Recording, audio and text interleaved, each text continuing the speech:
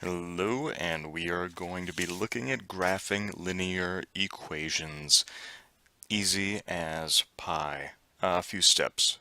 First, identify the equation, see what form that it is in. We're going to be sticking with the slope-intercept form for this example here.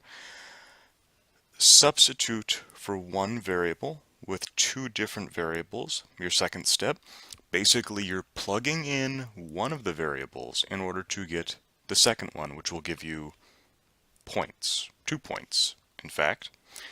Third step, record those points, and then you can plot them on the plane. And lastly, you connect the points by the line. That's the only way that they will be connected, is by the linear equation of which they are a part of. So for practice, let's start out with y equals 3x minus 1. We said this was in slope-intercept form, and that's what I've got here. So that's what I know that I'm working with, and this is the equation. So next step, I'm going to substitute for one variable with two different values. So first of all, in a slope-intercept form particular, I love to work with 0 because 0 has this wonderful property of when you plug that in for x and you multiply that by the slope, that becomes 0. So y equals 0 minus 1, y equals negative 1. There you go. That is one set. Let's look at another one. Now I can use,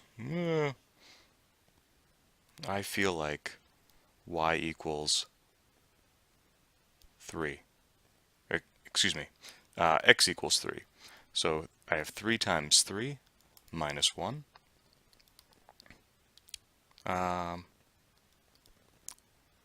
Y equals 9 minus 1, which equals 8. Okay? So now I can't forget what I put in here. So I have 2 points now. I can call one point, I can call it A, and that is at 0, that was my x, and then the y that I got as a result is negative 1. These two things are tied together within the linear equation. That's what makes them interesting. Over here I've got 3, 8, and I can call that point B. So 0, 1, negative 1, and 3, 8. Okay, one more time just for reference, 0, 1, and then B was 3, 8. So now I can plot.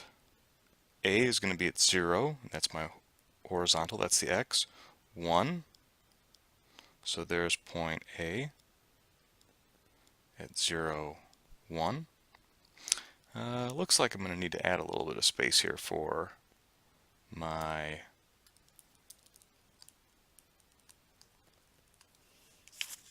B. I got a little bit ambitious, so be careful when you are doing your points. Try not to pick anything that's too far off. I was getting flashy.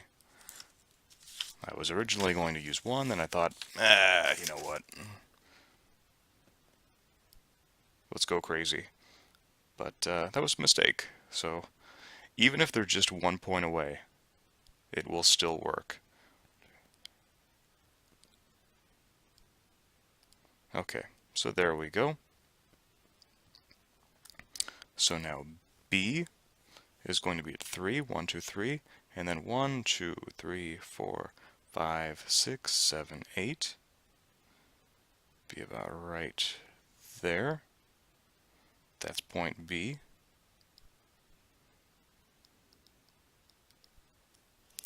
And there's only one way that I can connect these 2 points. Whoops. There's only one way that I can do that. That is a property of lines. If you have 2 points, that defines a line, and there's only one way you can connect them with a line. So I've got these 2 here. Now I can make a line to connect them.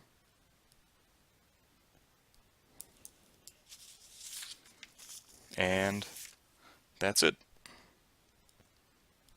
That is my line, y equals 3x minus 1. Any point on there I should be able to determine using, I can plug in for x, or I could also plug in for y. Either one would work okay, because then you are left with one variable. There's only one thing that can fill in that gap to solve that.